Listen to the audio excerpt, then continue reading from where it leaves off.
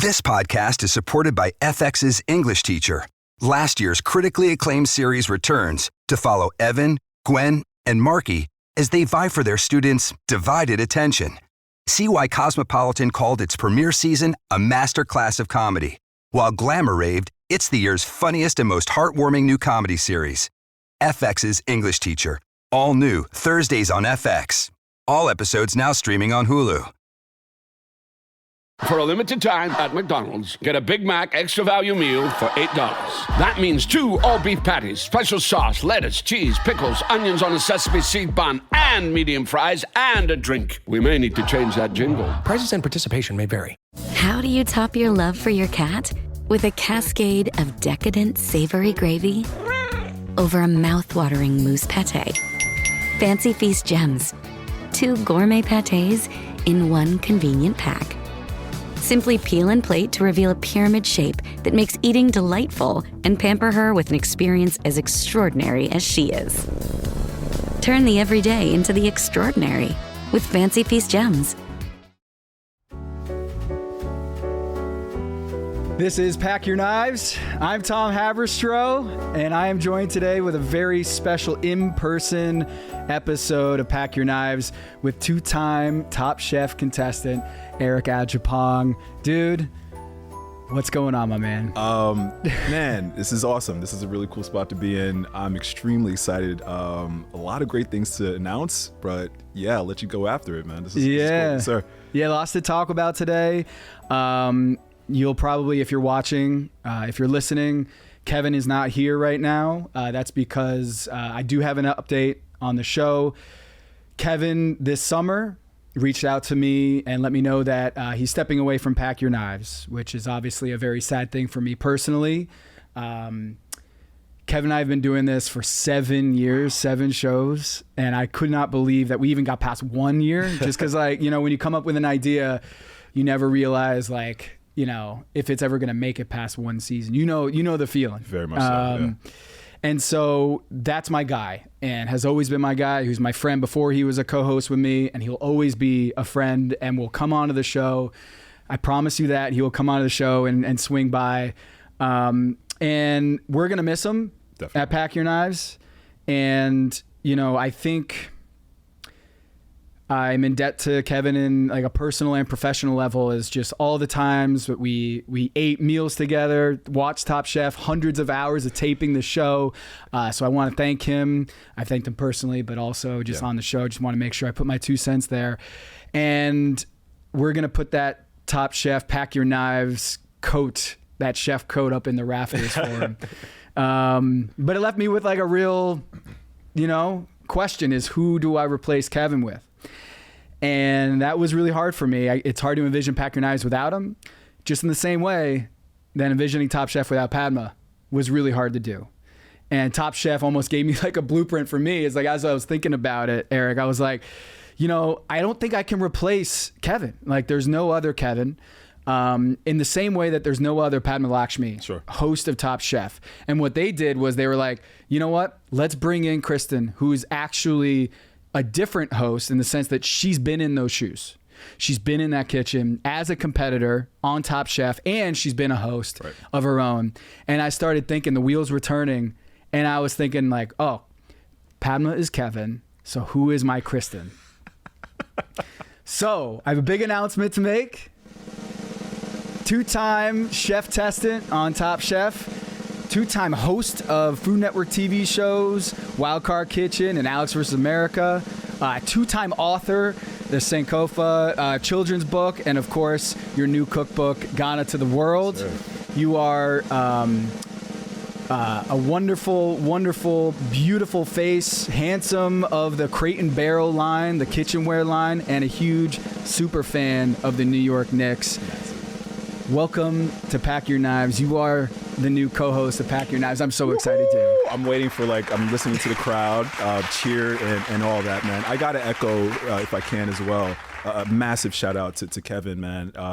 What a brilliant man. I am so impressed by him with his knowledge, obviously, about sports and everything else, life, food as well, so in depth. I remember the first time talking to him and has slowly become a friend as well through the years, and just really enthralled with everything that he has to say. I've obviously done Pack Your Knives as well, a couple episodes, and really enjoyed those conversations. So big shoes to fill, for sure. But to your point, man, I think it's a really cool avenue to kind of switch things up, and having that experience of being on the show a couple of times. I know the rigor, I know all the stuff that these contestants are going through each and every episode. When you called me out and first pitched the idea to do this, extremely flattered, bro. Extremely flattered, because I'm a massive fan of yours as well, and you know that. So it was a no-brainer in the midst of everything else that's going on in my life. But bro, man, it was great, man. I buried the lead, like among all the accolades that I gave for you and like all the things that you're doing, I missed the big one, which is you're opening up a restaurant. Yeah. And we've talked about it before. This summer, you kind of hinted that like you got this big project in the works and all this when we talked in August. And in October, you announced that officially that you're opening up a restaurant in DC. Sir. And I was like, that was the thing, honestly, like to be real. I was like, yo, I'm going to ask Eric, like, that's my guy. I want him to be the host, because not only are you a former contestant on Top Chef 2 times, not only have you been on camera, but you are a huge sports fan too. That we can have these kind of analogies or references to the NBA because your New York Knicks are, they're back. They got Karl-Anthony Towns, and I didn't quite understand until we started hopping on the show and texting how much you speak the same language of what Kevin and I built. Is just like, we're drafting chef testants, 100%. We're going to make sports analogies and stuff. And so I love that idea, but I also was like, man, he's opening up a restaurant. This is crazy. So tell us about the restaurant first. Dude, yeah. And tell us like how that's going, because Kevin and I have never done that. Yeah. And you've never done it yourself for your own restaurant. So how's that going? Man, it's a process, and I'm learning on the fly. This is the very first restaurant. It's my baby, the very first of my own, but my fourth opening in general. And I was mentioning to you earlier before we started recording, there's almost like a glass ceiling, or there's certain information or things that you don't see behind the curtain when you are sort of second in command, third in command when you're opening up a restaurant. But now that it's all mine, I'm learning how like the sausage is being made truly, and it's a lot of work, man. There's permitting, there's certifications, there's inspections, there's all these things that truly, like, it's not in my wheelhouse, man. I make food. Like, but what we know is it's Elmina, yes, sir. And it's West African, or is it just specifically Ghanaian food? Yeah, so Elmina, Elmina is the name of the restaurant. Ghanaian food, Ghanaian food is really the theme, but giving a really love to the West African like region and diaspora in large, man. And yeah, it means the gold mine, it's treasure, and really this is what I wanted to celebrate, not only the food, which is absolutely amazing, a biased answer, but like the culture, the music, the clothing, the way the hospitality is given. This is something I want to be like full force in Elmina, and I'm just so excited, man. Really thrilled to just serve the people out in DC with it. Yeah, and I'm looking forward to that. It's something that I think, as a chef testing on Top Chef, you always have had this like, you almost have this conscience about your cooking. Yeah. That it's not just about healthy, nutritional, all that, which you've studied and wanted to do better in the community about, like, getting fresh food, fresh produce, and making sure children are being well fed, and nutritious food are part of their natural diet. But also you have a conscience with like the heritage that you're drawing upon, because I think one of the coolest things I've been thinking about you, I think you're the first chef testant to really bring West African cuisine, or just African cuisine, at the forefront. Yeah. In 16 years, 16 seasons, and that was really my kind of like point of reference, man. Like, watching the show, I was still am a massive fan of Top Chef. When I started watching it was like season 3, and still to this day, I say biasly season 16 is one of my favorites. Obviously I was on it, but season 6 was really like the creme. That was like, that's it for me. That was the pinnacle. That's the GOAT. That's the GOAT season. That's the GOAT season. It really was, man. And then you had to go against those dudes, and Jen in season 17, All-Star. So like your idols become your rivals immediately. Like, dude, it was one of those, and still today, like, it's pretty wild to think about. But you're exactly right, man. Like, I knew if I had the opportunity to be on the show, and it was a very, amazing opportunity, why not celebrate the food of my culture, celebrate the food that I grew up eating? And if I can figure out a way to kind of finagle it in each and every challenge, I'm going to do it. And it worked out, man. I did all right that season. Yeah. Yeah, you did. You made it to the finale, and you were there with Sarah and Kelsey in season 16, Kentucky, which is close to my home in the sense that my wife is from Louisville. And so, like, I'm watching that season. I fell in love with you and the rest of the guys. And the ladies there were just like, I mean, the food, the cooking, everything was crazy. It was great. That was a juggernaut season. We'll talk more about that in a second. But before we do that, Kevin and I, as the listeners know, before we start every episode, and we've done it with you too, we'll say a question based on the episode that we just watched. What's the best finger food at a football game, right, like tailgate or whatever it is. So I've got two things here, two options for you. I'll call it chef's choice. I'm going to give you two options, and you have to tell me which one's better or which one you like better. Cool. All right. And I got a whole list of them here to have the people kind of know you a little bit more. Let's do it. Ketchup or mustard? Oh, Jesus. Mustard. Mustard. This is the ones and the twos. Right, Trey? Ones and the twos. Trey does this segment. Did this segment back in the day. Ones and the twos. All right, cool. Ones and the twos. Salt and pepper. Salt or pepper? Salt or pepper. You got to go salt. 100%. Shake Shack or In-N-Out? That's not even a question. It's Shake Shack. I don't even know why you asked me that. Neither do I. Dude, what? All right. On that same level, Biggie or Jay-Z? Oh, man. Nostalgically, I got to go with Biggie, but just as far as just the discography, it's got to be Jay-Z. Jay-Z. Yeah, he's got the tenure, of course. Yeah. Aisle or window? Give me a window. Window? Easy. Yeah, give me a window. Dude, you're 6'3". That's fair. I can lay my head. You can knock out. I'm knocking out. The aisle is just, you got people bumping your head, like your leg, and then the stewardess are coming with the cart, and it's just, to your point, 6'3", it's not cute. So give me the window. Rice or pasta? Rice. I'll just not even cut you. It's just, dude, rice. That's the one. Ghanaian jollof or Nigerian? Oh man, why are you doing this to yourself? Because I want you to push. All right, you know what? Yes, I understand. I understand the objective of this exercise, but you and I both know the answer is Ghanaian food. It's Ghanaian jollof, 100%. Why? Not only is the best.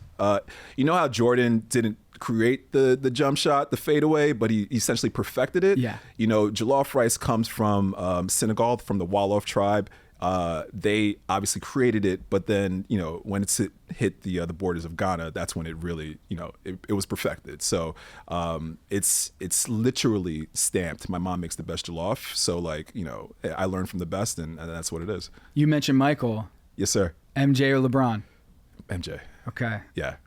Born in New York, by the way. Born in New York, Brooklyn, New York. The Wire or Sopranos? I'm coming in with heat, dude. You are. I got to go Sopranos, man. Yeah, I got to go Sopranos. The Wire is fantastic. The only reason I won't go The Wire is that season 2, the docs. Was it season 2? Yeah, they went back to the docs with the Sabakas. That was a drag. That was like a drag for me. Well, the first season was all about the drug trade in the corners. Right. And then they were like, all right, we got to show how the drugs come in and show the blue collar dudes on the dock and how that all comes in. But I can see if you were hooked on The Wire season 1, season 2 was like, yo. It's a lull. Yeah, you really feel disappointed. I don't think I ever felt that sort of disappointment with The Sopranos. Every season was fantastic. It brought it. Every season. So do you have a personal ranking of The Wire? So first season, second season, of the 5. My personal favorite's number 4, season 4 with the kids. I'm with you. 4, I'd say 4-1, 5-3-2. Yeah, I would go 3 a little bit higher than that. Is it? Okay. Yeah. All right. Yeah. Yeah, I go 4, 1, 3, 5-2. 5-2. Okay. And as someone who works in the media, in newsrooms before, 5 just hit me a little weird. Sure. And we'll talk about The Bear later because I want to hear your thoughts, refresh thoughts after we talked about it recently. Yeah, man. Last 2 here: blind taste test or mise en place race. Wait, Am I judging or am I doing it? Okay, you're doing it. I'm doing it. You're doing mise it. en place. There's not a lot of people with faster knives than me. Yeah, mise en place all day. All day. I'll take the Pepsi challenge. Did you guys have a mise en place in 16 or 17? They should have. They should have. What is your if there were the Olympics of field events in mise en place? Like, Yeah. what is your mise en place that you'll just like nobody can touch you? You know what? There's maybe like real talk, like 3 chefs that I know can prep faster than me. Kenny Gilbert out in Florida, Yep. he's a beast. That guy is like prep master king. Rich Blaze, like I said, Blaze too. And then, funny enough, Kristen, she's fantastic with prep. She was a beast as well. So, is there a particular like avocado? the tough one that onion, they'll throw in. that you Onions, just like onions are standard. They'll throw in like an artichoke to just like really trip you up, and that's tough. If you don't know where you're an artichoke, that can take you quite literally all day. artichokes are like, you think lobsters are tough to get through? Like, I feel like artichokes are the most labor-intensive vegetable out there. It really is. Because it really is. And if you don't do it right, like you got hair in your mouth. It's literally the choke inside the artichoke that can choke you up. But then also it's just like, you know, too, man, dude. There's Tom Colicchio literally standing right in front of you. The man has a restaurant called Kraft. There's nothing that you can pull under his eye. Like there's no wool you can pull under his eyes. So if it's not like skinned perfectly, it's not sitting in lemon water. If it's not like the choke is fully out, You're doing it all over again. So like that's added pressure, dude. It was wild. Okay, Michelin star or Knicks championship? Oh, that's not fair. It was the last one. You get a Michelin star for Elmina. Jesus. Elmina gets a Michelin star, or the Knicks win a championship. You can think about it. I'm gonna come back to you, man. Stop it. Fudge. Give me the Knicks championship. Give me the Knicks championship. Yeah, give me the Knicks. I love the Knicks, man. Like, and it's been passed down from my dad to me. The Michelin star, fudge, man, that's tough. God, that's a good one. That's a good one. You save that for last, but Yep. I gotta go team sport, man. I gotta go the Knicks. Yeah. Man, it's like, is there an award? Yeah. For, because in the NBA, it's a little bit of the same as like, you have the title. You have the title, but you could also win an MVP. Sure. Or you could be the number one overall pick. Totally. Or you could be, an all-star. All these accolades have different kind of equity within the game. And for a team, I think some people would say, I want to be the number one overall pick. Like, I want to be the guy. Yeah. I want to be Tim Duncan. I want to be Andrew Wiggins. I want to be the number one overall pick. In the same way, I think like Top Chef, you want to win Top Chef for sure. Sure. But in many ways, that's just the beginning of your journey. Right. So if you're the number one overall pick, that's an accomplishment and you're competitive, you want to be the guy. Right. But in many ways in the NBA, your work is just getting started. In the same way that I think if you win Top Chef, that's great. It shows you got promise and you're here, you have arrived. Right. But there's so much more work that gets involved when you become Top Chef. Yeah. And I think like a James Beard Award winner, would you say as a chef, you would rather have a James Beard or a Michelin star? Feels like Michelin stars are harder to come by. Michelin stars are harder to come by. It's different. It's different. Michelin star it's on an international level. James Beard is on an American level. Both amazing accolade to earn and to receive and to kind of be recognized by your peers by.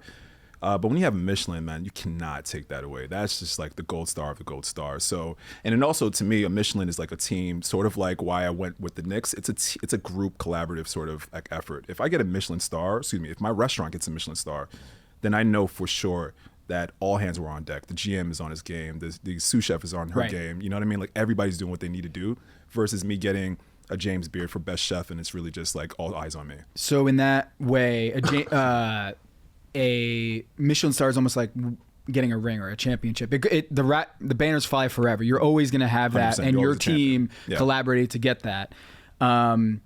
What about opening up your own restaurant on that whole like?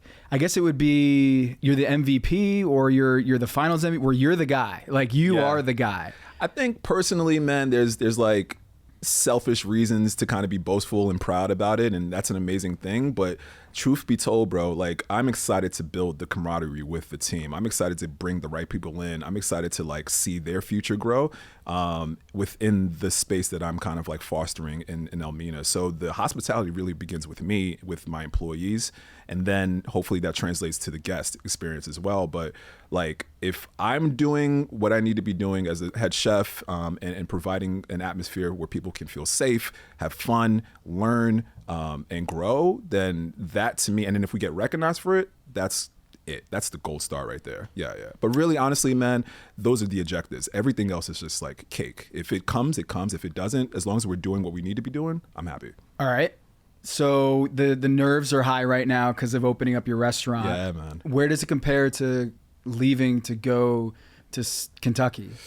Where does it rank leaving to go to LA to compete on Top Chef? Because it's different kind of butterflies, right? 100%. A different kind of like, I don't know what I'm getting into. Right. So which one would you say was harder, going to Kentucky or going to LA? Kentucky or LA? I'd say LA is harder because I truly knew, well, I have a year of experience with the previous season under my belt. But then also know that like I'm heading into an all-star. So like, it's like the lion's den of the lion's den, bro. And here's the roster of the lion's den. Yeah. Listen to this. All right. Melissa King. Yikes. Brian Voltaggio. Yikes. Stephanie Seymour. Kevin Gillespie. Gregory Gourdet. GG. Malarkey. Yep. Karen Akunowitz. Oh, I love her. Leanne Wong. Yep. Nene Wynn. Nene Wynn. Jen Carroll. Yep. JC. Lisa Fernandez. Jamie Lynch. Angel Sosa, and of course Joe Sasto, who was last in that season, but somehow I could have seen him winning the whole damn thing. Man, that's the crapshoot about the show itself, because like you can roll the dice on any season and truly you might get a different winner in every like chance. But when it's an all-star season, you have 15 different all-stars. So the first person that goes could have won quite literally the entire thing. So it's no like shame, man. Sasto went out with his head held high, and to your point earlier, like probably out of all that 15 probably took advantage, the smallest time that he took advantage of it amazingly, because now he's doing so much. He's got products on different shelves in supermarkets. His face is literally everywhere you can see on social media. He's all over my television. And he took advantage of that small window, because this dude is nasty, man. If you ever see Joe Sasto cook, like he is a savant, really. He really is. Yeah. I ate at his restaurant when he was, it was over, was it Beverly Hills? Where was it? Where I went there and ate his pasta. Yeah. And watching him in the kitchen was awesome. And I had such a good time there. The meal was unbelievable. But like, I think that's why I love Top Chef so much, is there's this dynamic of like you can watch it and then go eat the food. Yeah. Which is unlike other TV shows or other reality or other competitions where like it's similar to the NBA, where like you can be a huge fan of the Knicks and then you can go to the Garden and watch them. Go to the Garden and watch. And it adds a different dynamic. Whereas like I think like Real Housewives or any other like Survivor, like there's no added layer of like, I watched that religiously for a year. Yeah. And now I get to go experience. I'd even go deeper. I'd say it's probably like, to that analogy, you can be a fan of the Knicks, you can go to the game, but Jalen Brunson's not passing you the ball to shoot the three. You know what I mean? Yep. But you can go to a restaurant and you can literally get served by Sasto. You know what I mean? And that right there is like a connection. It's almost better than smell-o-vision. Like you almost like, you wish that with watching these like food shows, like, man, I really wish I could taste that. I really wish I could smell exactly what the judges are. But then, when these chefs are doing their tours or you can go to the restaurant, it's right there. So season 16. Yeah. Kentucky. It's Kelsey, Sarah, Michelle Minori. Adrian Wright, Justin Sutherland, Eddie Conrad, David Viana, Brian Young, Caitlin Steininger, now together, right? Yeah. Brother Luck, Nene again, Pablo, Kevin Sharf, and Natalie, I think won the first episode. Yes. First competition challenge, yes. and then was eliminated like the next week. One, yeah. Yeah. And talk about set the tone, right? Because whoever wins the first one, no one knows each other, right? Unless it was Sarah and Kelsey knew each other. That was the only like two. But for the most part, everyone's coming in fresh from different parts of the world, different parts of the country into Kentucky. And we're sizing each other up, so to speak. So the first person who wins that challenge as you're being sized up by the other people is kind of like, you got your, subconsciously, all right, I'm going to keep my eye on her. Yep. And then she gets eliminated. And then you really understand that this is a real game. Like anybody can go at any moment. So you got to be on your P's and Q's.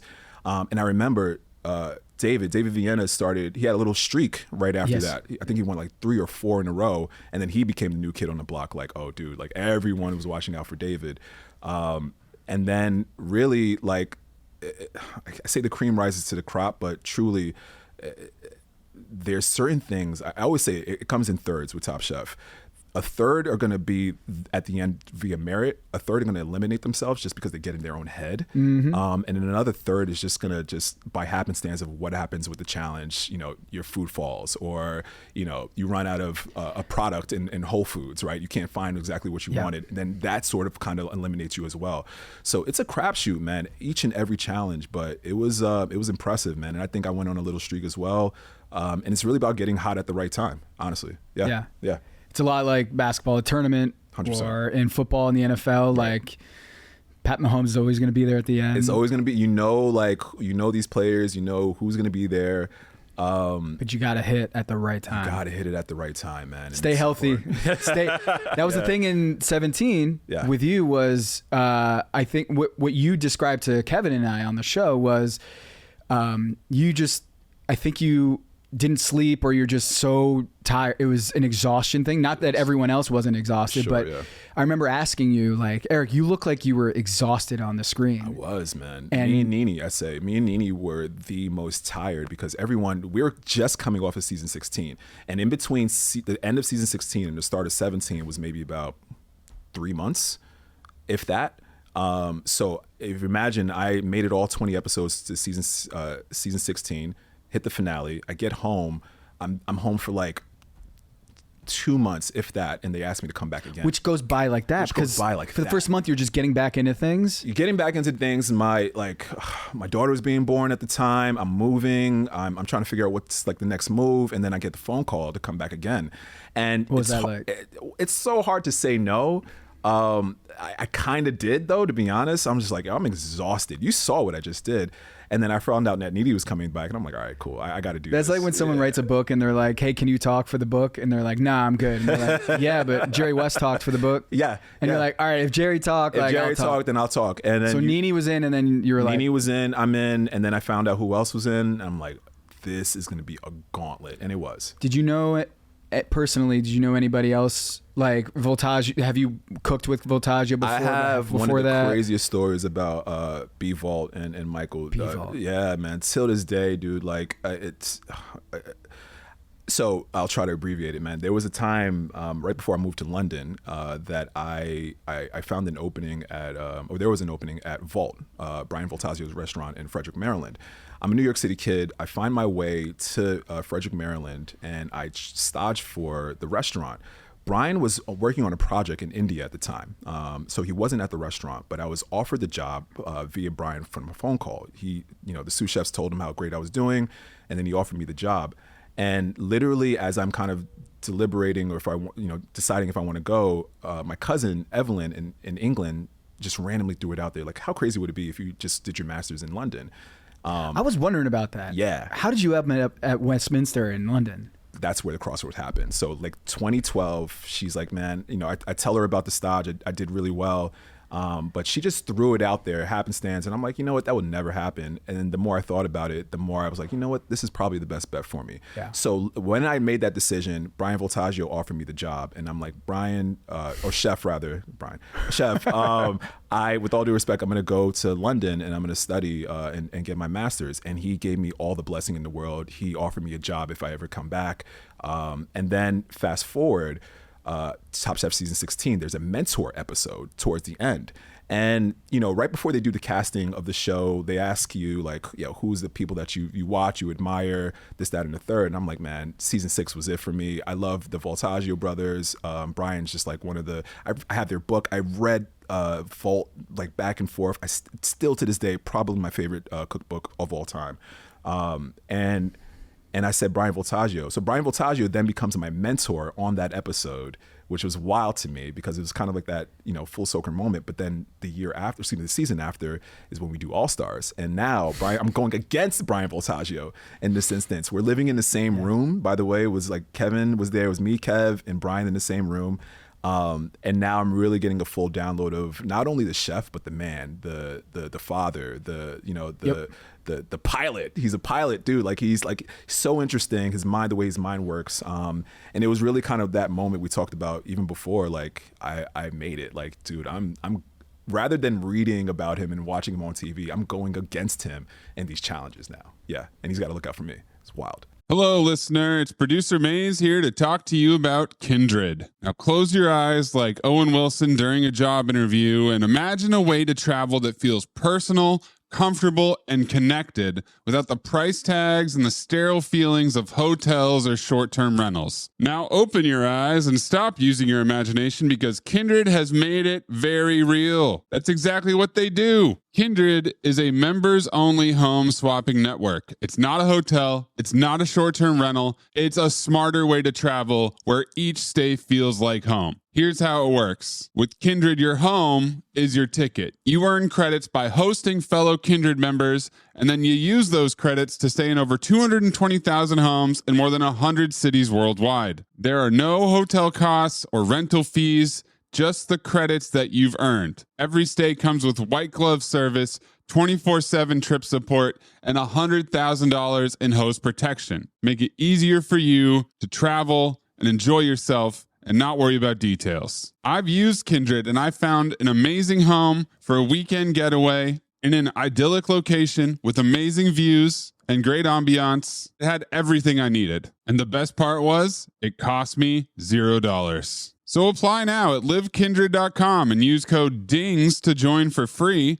Plus, you'll earn 5 nights of travel credit just for signing up. That's right, that's 5 whole nights for free at livekindred, KINDRED.com,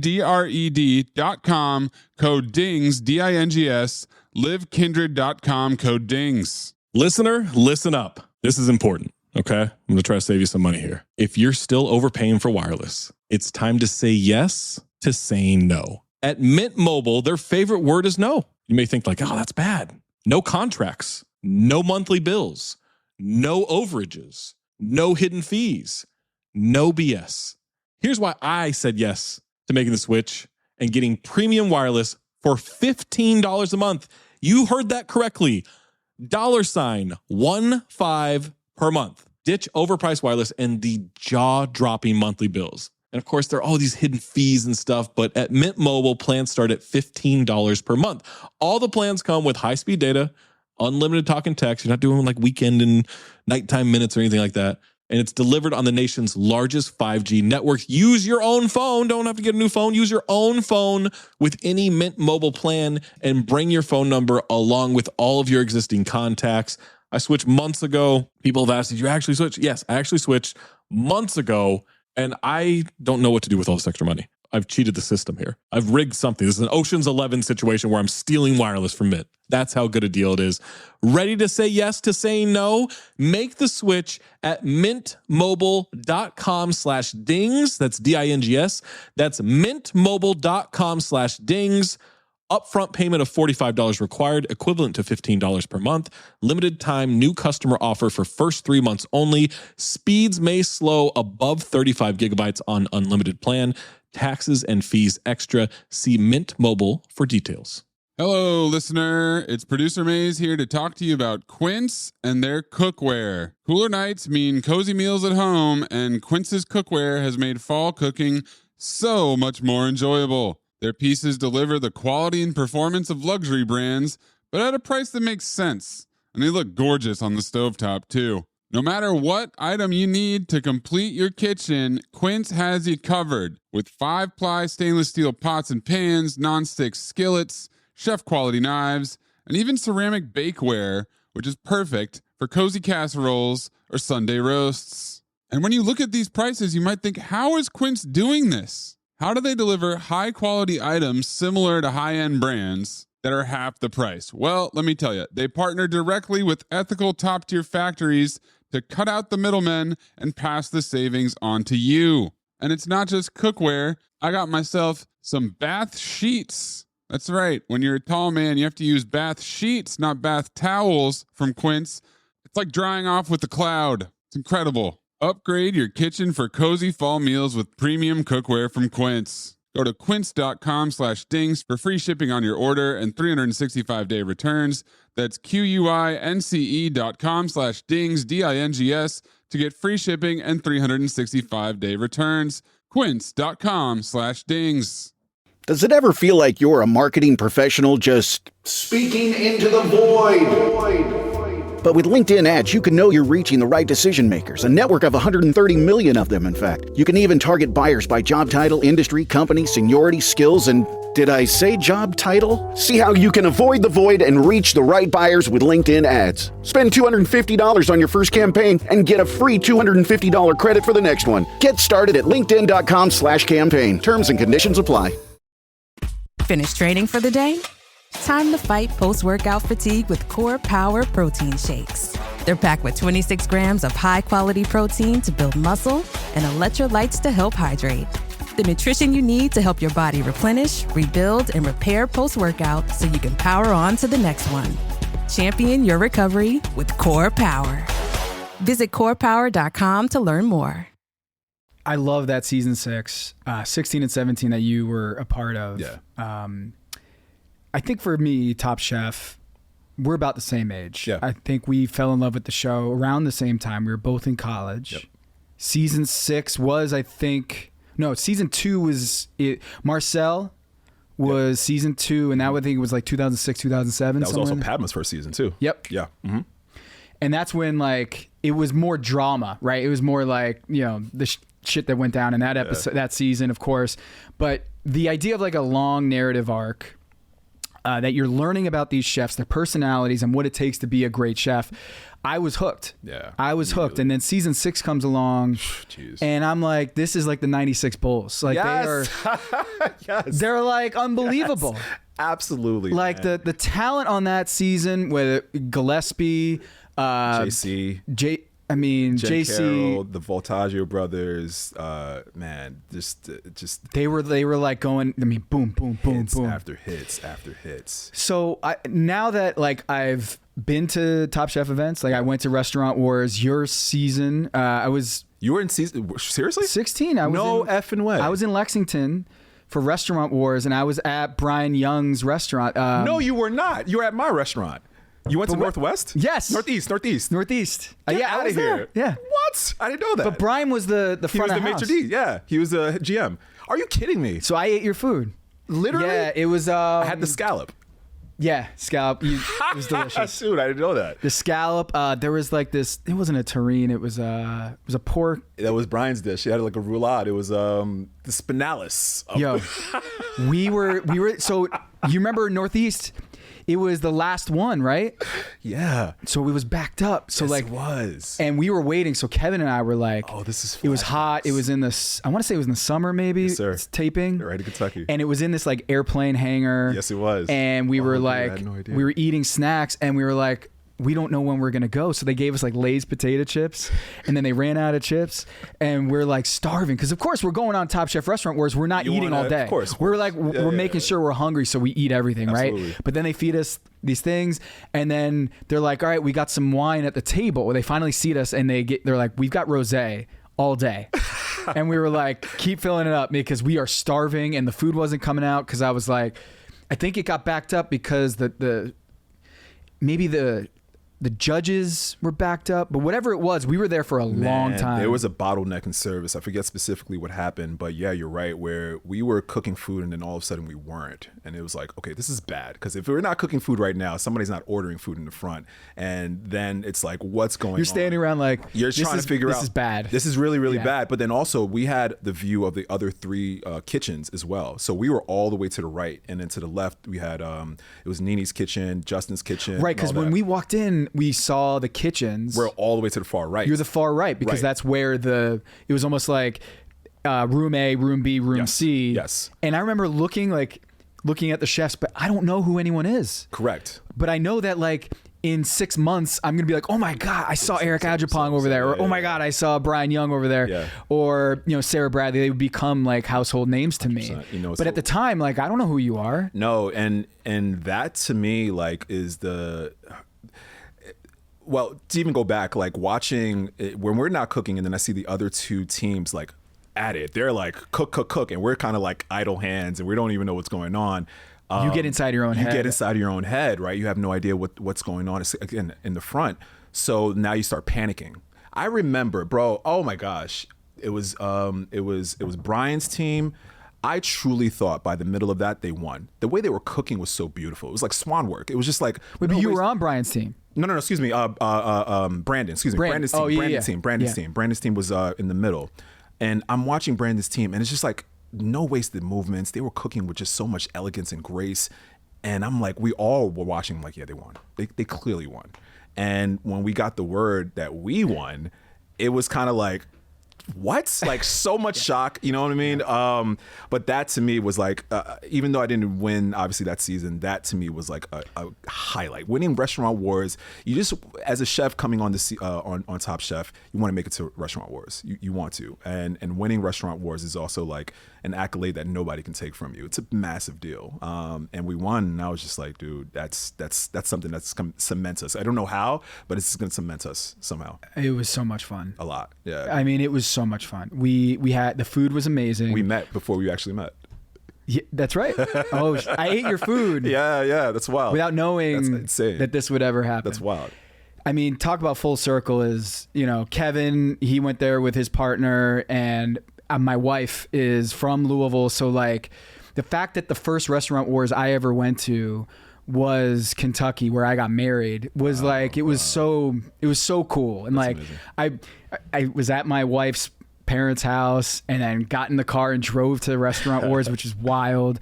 And it was just so cool to be with, my wife at the time, but also my wife at the time, still my wife. But the idea of,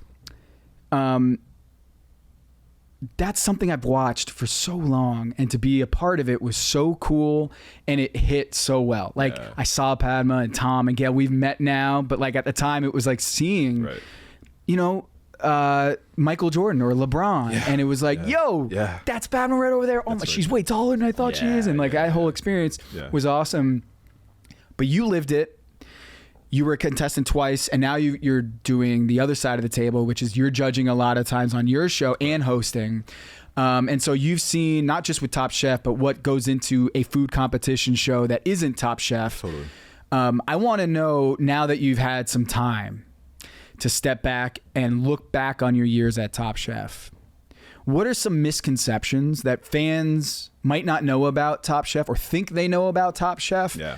But in reality, it's this. What are like the top 3 or... Top 3, I would say, misconceptions. We have no access to the outside world for however long you're going to be on the show. They tell you right before you sign up and you sign all the papers and everything, you get casted.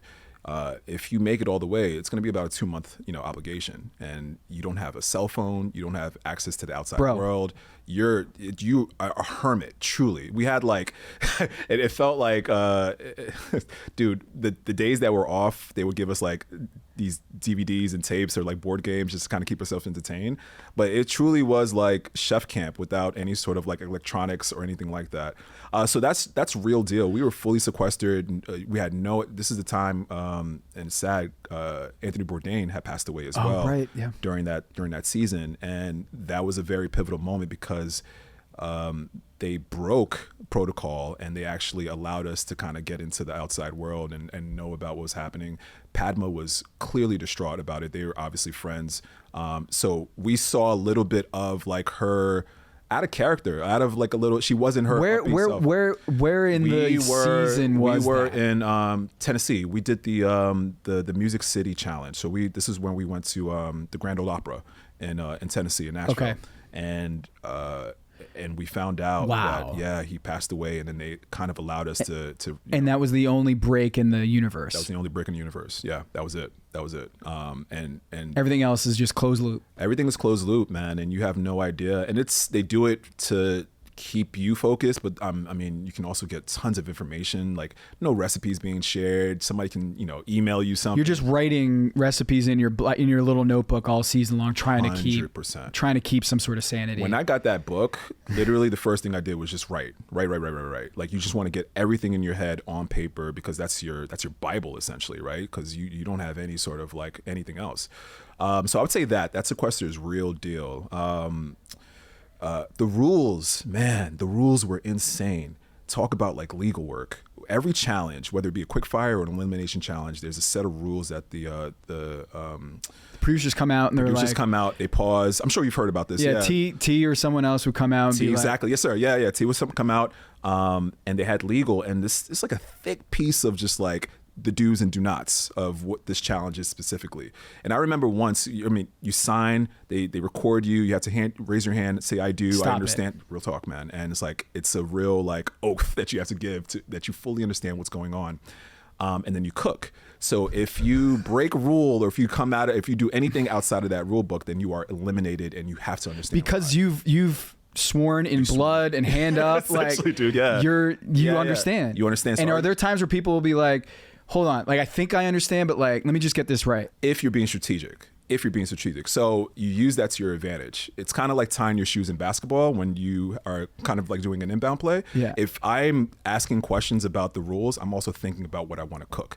It also means I'm probably not sure. You're buying yourself time. Buying yourself time, 100%. So I would sometimes be like, oh yeah, tell me a little bit more about this or whatever. And I'm like looking around, trying to figure out what produce I want to take or whatever. So you have to kind of, any sort of marginal edge in this sort of game, man, is something you have to use to your advantage. But I remember specifically Brandon, we did a rule, I forgot the challenge specifically, but it was one, he got eliminated in it because you can't use anything. So when we come into the show, they give us a box of 10 items that we can bring from our home personally, right? Yeah, things that they may not have in their pantry or whatever the case is. Brandon had this really cool, beautiful like pepper mill. And the rule was you can't use anything in the box that they were giving you. And he had his pepper mill there. For whatever reason, I think it was just an absent-minded moment. He took the pepper mill out, used it, and got eliminated. Simple as that. Just pepper, black pepper. I'm trying to remember. Was that public? I think it was. It might have been. Yeah. It might have been. Yeah. Because I remember he was in, and then it must have been like a DQ, like technicality. DQ technicality, and it's real. So like folks really like ask, like, is that something legit? And I'm like, it's and that's real. Never on camera. Is the whole like rules? It's never on camera. It's the commercial. It's Kristen coming out and Padma coming out, and it's like, all right, here's the challenge, and then cut to commercial. And then boom, you're ready to go. But there's so much time and legalese that you guys are going through. Then, and you're taking an oath. You're taking an oath. You're taking an oath for every challenge, for quickfire and elimination challenge. Every single challenge. Because legally, like, you can't be like, actually, you guys didn't go over that. Because there's money on the line too. Some challenges, you can win 10,000, 5,000, whatever the case is. Like, you want to be airtight about this. People this is livelihood right now. So if there's any sort of like gray area, then they have to like eliminate that. Third thing, can I ask? Sure. Whole Foods. That's real. People ask about that. I was actually going to bring that up organically, man. No pun intended. That's good. Dude, it was, it's real. There's real shoppers, real people. If you, it's not staged, it's not staged. If you have, I want to work scallops in my dish, and there was a lady that's waiting online in front of you and she orders all the scallops, then that's just what it is. And now you have to pivot. So like, you're not only going against the contestants, the other chefs, but you're going against like the field, the true field, which is wild. And it was insane. So I remember in LA, obviously you bump into like famous people all the time.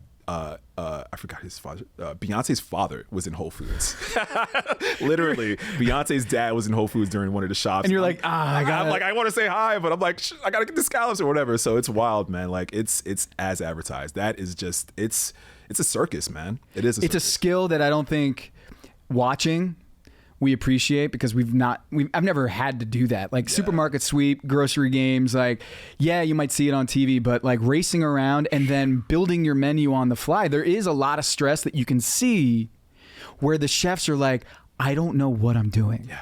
I don't know yet. Yeah. And because I wanted trout, but they're out of trout. Yeah. And now I gotta go to square one. And the stress of like seeing other people like running around. Oh, I know what this, I know. Oh, yep. I got my carrots and I got my lettuce. Like I got everything. And you're like doing a school project and everyone else is doing great. And you're like, I don't know what I'm going to do for the science project. And you know what, man? If you stay on the show long enough, it's going to happen to you. It's going to happen. Whether you are very fully prepared and everything that you want is there, or like you just get hit in the mouth and you got to figure out what to do on the fly.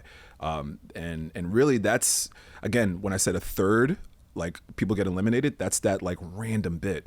But staying composed, not being married to a dish also helps. So I remember like after 3 or 4 shops, I'm like, okay, if I don't get this, I need to come up with other alternatives right now before the shop starts to make me just have a peace of mind to say, okay, if they don't have trout, they don't have steak, then I have to go and make a pivot to something else that can still work. And that's sort of like just understanding of the shop and understanding how like it is. It definitely helps for sure. Yeah, I mean, I think all of that. Yes, it's a sponsored segment with Whole Foods, and they do it every year because it's a partnership, right? But they might spend a couple minutes showing that shop, but for you guys, it might have been the most stressful thing of the whole show. Man, it's so difficult because it really makes or breaks. You can't shop again.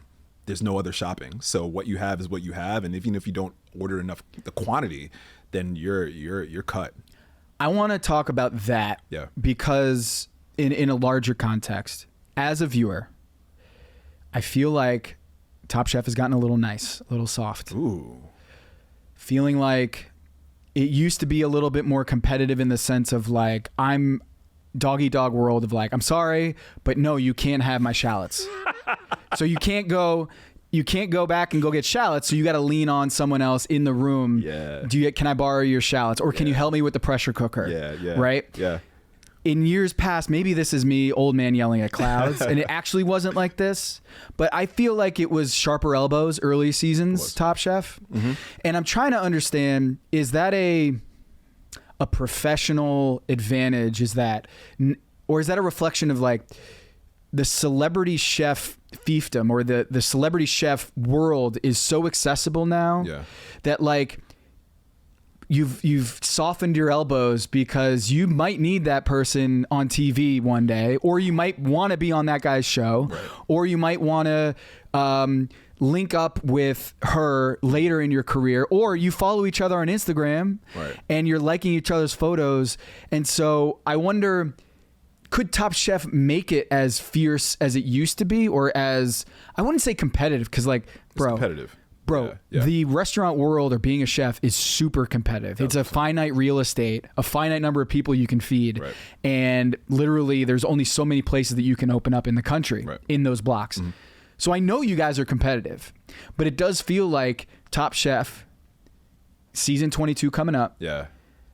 It's not going to be an all-star season from what I can tell. Do you get the sense that like food competition TV is softer than it used to be, and why is that? Man, I feel like there's so many ways to answer this question. I feel like Top Chef, with maybe like a lot of this sort of shows, like, it's a microcosm of the time, so you also have to factor in like the whole culture of like getting pans thrown at you and getting yelled at, and there was like almost a shift around like the early 2000s where it was just like, we don't have to do this, we don't have to be this way. And I think we saw that happening with the casting as well, where people are sort of adopting that mindset and folding it into the actual show. So now, like, yes, it's competitive to your point, but like there's, in my season specifically, there was a high level of integrity. In season 16, massive level of integrity. Even if I'm like if I'm down or if I'm behind, or sorry, if someone else is down or behind, I can go and help them, even though we're competing against each other. What's the mentality there? Is it altruistic? I want to beat you at your best. I want to beat you at your best. So I'm also not like adding to your, I'm not like helping you, but I'm packing something for you, or I'm like storing something for you. I'm not, maybe you're making a level playing field. I'm making it a level playing so field. that you're not going to eliminate someone, or you're not going to beat someone based on like the saran wrap wasn't going around. And also, it's not done every time. So it's not like we're all singing Kumbaya and, you know what I mean, trying to compete against each other. I don't think the show would exist anymore. No, it wouldn't. It wouldn't. Absolutely not. So we still like are wanting to get at each other for sure.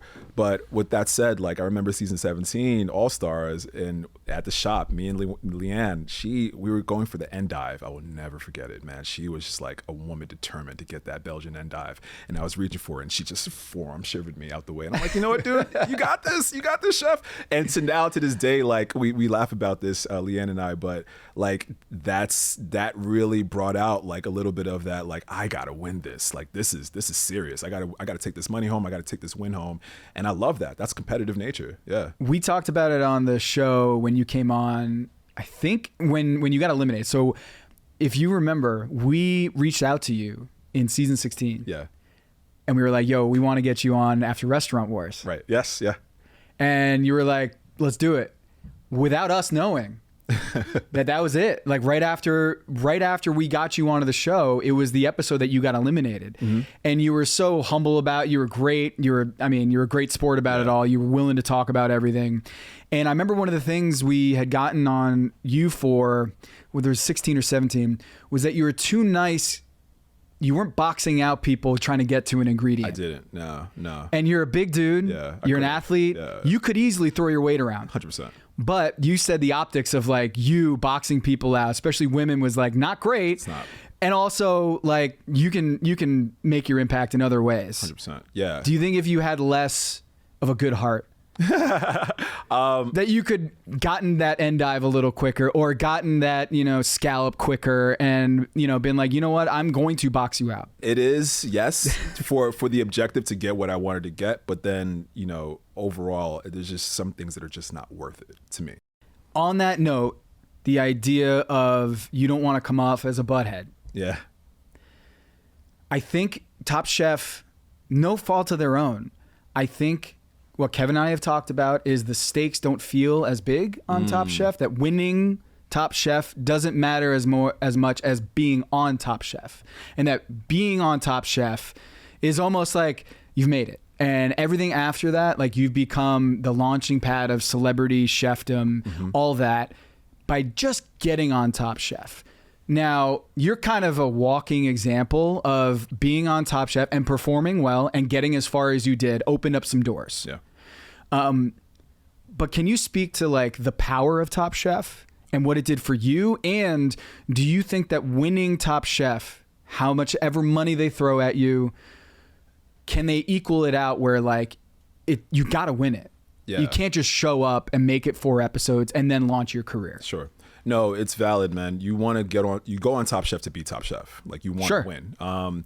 But then also there's there's the humbling equalizer that you could be eliminated super early, and that actually could be a detriment to your career as well, right? So you gotta respect that other side of the fence as well, and kind of give it some weight to There's real weight, not in winning it, but also weight in quickly just boom, 100%. You're out. Yeah, not in an instance like we talked about Joe, where he had a full season to kind of show his personality, his food, and his skill. And then on an all-star season, it's kind of understand that like somebody's going to go home first. One of these amazing chefs is going to go home first. But in an instance where everyone is a new cast, you're kind of introducing yourself to America for the first time. If you don't have the longevity, if you don't have that sort of runway to talk about your skill or show your skill rather and talk about yourself, then it's kind of like, why did you come on? You know what I mean? Like, why did I make it here? So Chef Edward Lee from Kentucky came to 610 Magnolia, yes, one of my favorite restaurants. My guy, Succotash as well. Mentioned, for me in my season specifically, you don't have to win Top Chef to be Top Chef.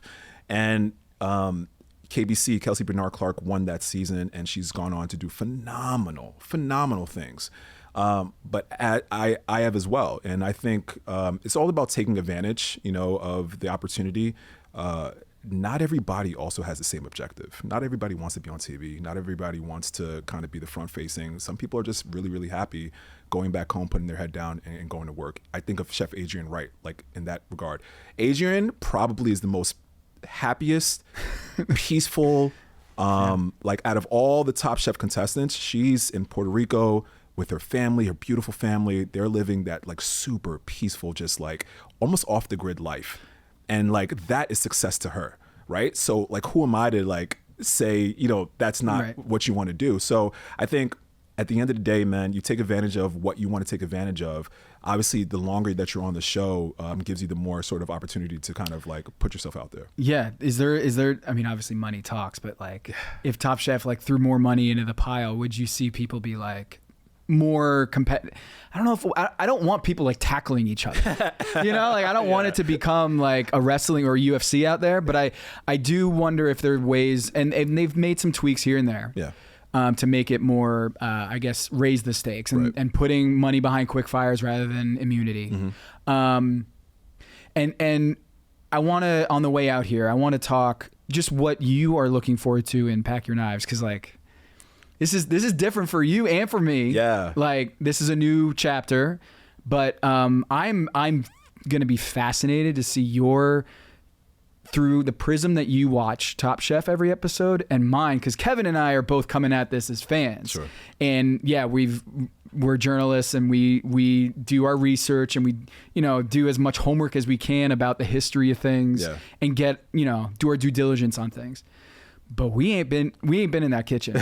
We ain't been at judge's table. Yeah. On the other side of judge's table too. Yeah. So what are you looking forward to? Man, it's an awesome role, you know, and I'm super excited. Again, I can never fill the shoes of Kevin, but I'm really, really excited to offer, again, that insight that's just super unique. It's almost that insider baseball sort of like look at the show. I'm really excited to just start cooking too. I think it'll be a fun opportunity to maybe like come up with a challenge or whatever that week's challenge is. Maybe kind of run off a riff at the restaurant, or you know what I mean, grabbing ingredients. Someone gets eliminated on a mise en place or whatever, and it's like, all right, here's how to fix that, or here's how to, you got a bell pepper. Here's how you do it. Here's how you do it, right? And I think I'll be able to kind of offer that in a really unique way. I can't do that, by the way. I can't offer any of those tips. But you do offer, to your point, man, like, you know, there's plenty of times where I'm across America and I meet fans who watch Top Chef and I'm having these really great conversations. And I think you are the voice of the people in that regard, man. Like, you ask the questions that everyone asks me. So I think this sort of dynamic kind of gives people almost like a closer pull into, you know, those conversations that they wish they could have with their favorite Top Chef. And maybe Kevin and I would be a little too hard on some things, or I would be like chewing out a contestant about something, and you'll be like, dude, yo, you have no idea what it takes to even do that. Like, yeah. So I'm gonna humble you. Yeah. And I'm gonna challenge you too. Please do, if you are being too overly like pro chef, I will probably be like, nah, man. No. No, like this, like they done screwed up, yeah, right? You're right. But that's what I'm looking forward to. Yeah, any sort of, I'm loving the idea of the recaps. So we're going to be doing recaps this season. Yeah, man. I would love if you can do some, you know, video breakdowns or you know, showing you in the kitchen teaching. Yeah. I also will let the audience members know that our Substack, our Pack Your Knives site, is going to have multiple contributors to it. That isn't just going to be me. You're going to have other people from inside the you know, Top Chef viewer world. Yeah, more to come on that. That's awesome. And we'll have more updates on the Substack, on our Instagram, and I'm just so pumped, Chef. I mean, when that moment happened where Kevin reached out to me this summer, it was a really sad day. Yeah. It was a real like fork in the road moment for me and the show. And then like the more I sat on it, I was like, I want to find my Kristen. Find someone that I can like rap with and talk about all these things. And it's a pleasure to have you on. Thank you, bro. Very excited. And is there anything we didn't hit in this, you know, first? And we're gonna do more of these before the season. Yeah, we got a couple more to do before the season starts. But I think Top Chef Canada, like any like quick thoughts on Canada and Canadian cuisine. I know Gail's gonna go off. Oh my gosh, I can't even imagine. She's running the season point. of Gail. It's the season of Gail. She's running point here. Like, I was here when I was 3 years old or 5 years old. No, Gail's gonna be an amazing sort of contributor. She is, period, one of my favorite people in the world. But then she does so great. I love Gail. Yeah. But she's gonna really, really just go crazy for that. I'm excited to see the cultural sort of like influences. It's a melting pot just as much as it is in the States. Yeah, I think you can spend a lot of time in Toronto. Spend a lot of time in Toronto and get different food and things like that. So the cast. I want to see who's coming up, what they're doing, and then like every season, like what are they cooking? What's on your mind? You're gonna do the draft with me, right? Heck yeah, man. We have to, bro. We have to. Yeah, it's gonna be great. Yeah, we're gonna do a draft of the contestants after the first episode. We'll watch an episode. Yep. And I feel like you're gonna have a scouting advantage because you're gonna know some of these people probably. Possibly. I might know a couple of people. But you know what? I think it might be give you a blind spot, as you might be. I was in the same kitchen with. He was my sous chef back in the day. Like that sort of thing. I might be like, oh, he's gonna take him number one. You might. Or hey, she was in the same kitchen at the Michelin star restaurant. She's amazing. I might be like, all right, let him take. Yeah. I'm mapping out my game theory. You're trying to get in my head now. Mm-hmm. So now you're going to be like, oh, he thinks I'm going to take this person because I was in the same kitchen. Hey, Chef Eric Adjepong, so excited for the future. Very excited to do this with you. And we're going to, it might not be in person every episode that we do this, but I am excited to riff with you several episodes before the season starts. Totally. We're going to do the preview and we're going to do all that fun stuff. So appreciate you. It's great to see you. Good to see you. And I know you got a jet, but hey, it's been great. It's going to be an amazing season. Again, just so excited to be here with you. I love talking to you, period. But we can just like Jones out about food and Top Chef, man. It makes it all the better. So, yeah. Welcome to Pack Your Knives officially, and welcome to the Count the Dings fam. We're excited to have you, man. Thank you, man.